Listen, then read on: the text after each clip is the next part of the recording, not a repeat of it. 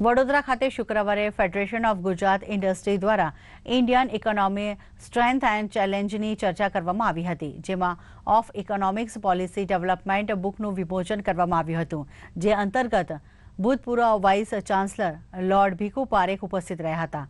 તેઓએ ગુજરાતમાં શિક્ષણ વિશે જણાવ્યું હતું કે ગુજરાતમાં પણ ઓક્સફોર્ડ યુનિવર્સિટી જેવું નિર્માણ કરવું જોઈએ, જેથી ગુજરાતના વિદ્યાર્થીઓ પણ આવી યુનિવર્સિટીનો લાભ લઈ શકે।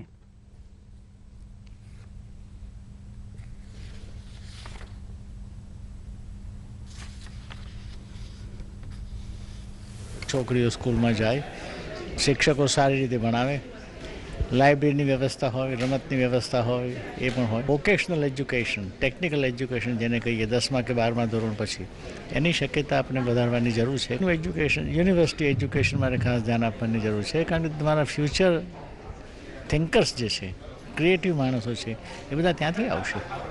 એટલે આપણે ભલે ઓક્સફર્ડ કે કેમ્બ્રિજ પેદા ન કરી શકીએ, પણ એક સારી યુનિવર્સિટી તો મોટા પાયાની આ દેશમાં ગુજરાતમાં પેદા કરી શકીએ, જે આપણે હજી સુધી કરી નથી।